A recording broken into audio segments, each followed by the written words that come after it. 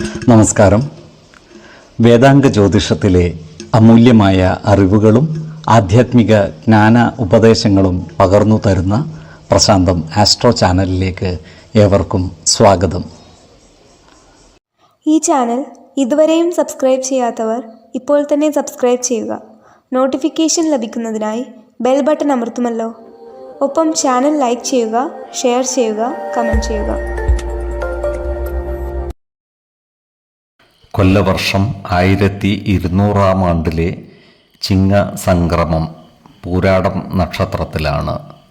ചിങ്ങം 1-ാം തീയതിയിലെ ഗ്രഹനില അനുസരിച്ച് ഇടവം രാശിയിൽ സർവേശ്വരകാരകനായ വ്യാഴവും കുജനും ഗുളികനും, ചിങ്ങം രാശിയിൽ ആദിത്യനും ബുധനും ശുക്രനും, കന്നിയിൽ ശിഖിയും, ധനുരാശിയിൽ ചന്ദ്രനും, കുംഭത്തിൽ ശനിയും, മീനം രാശിയിൽ രാഹുവും സ്ഥിതി ചെയ്യുന്നു.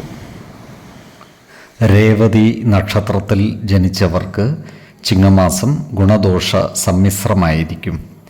ഈ നക്ഷത്രക്കാർക്ക് കർമ്മ മേഖലയിൽ വേണ്ടത്ര പുരോഗതി ഉണ്ടാകില്ല. ജോലിസ്ഥലത്ത് ശത്രുതാ മനോഭാവത്തോടെ പെരുമാറുന്നവരുടെ എണ്ണം കൂടുവാനുള്ള സാധ്യതകളും കാണുന്നുണ്ട്.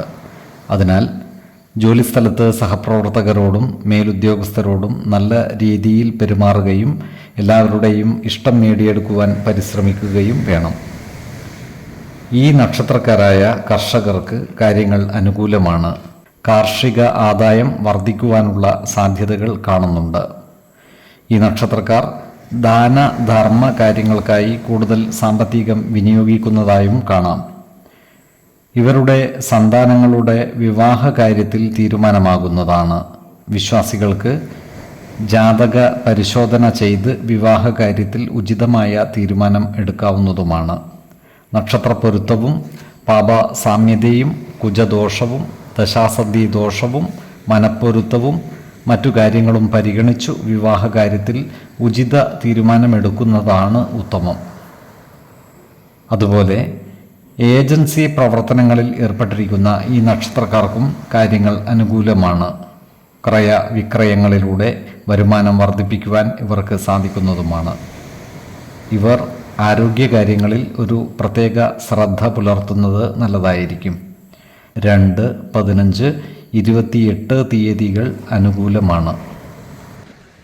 ഈ നക്ഷത്രക്കാർ ജനിച്ച സമയത്തെ അടിസ്ഥാനമാക്കിയുള്ള ജാതകത്തിലെ ലഗ്ന രാശിയുടെയും ലഗ്ന അധിപന്റെയും സ്ഥിതിയും ശുഭ പാപ ഭാവങ്ങളുടെ സ്ഥിതിയും ഓരോ രാശിയിലെയും ഗ്രഹങ്ങളുടെ സ്ഥിതിയും അനുസരിച്ച് ഇവരുടെ പൊതുഫലത്തിൽ ഏറ്റക്കുറച്ചിലുകൾ ഉണ്ടാകുവാനിടയുണ്ട്.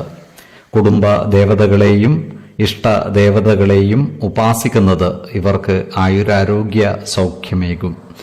ഇഷ്ടദേവതാ മന്ത്രം 108 തവണ ദിനംതോറും ലിഖിത ജപം ചെയ്തു വരുന്നത് ഇവർക്ക് സർവ ഐശ്വര്യങ്ങളുമേകും.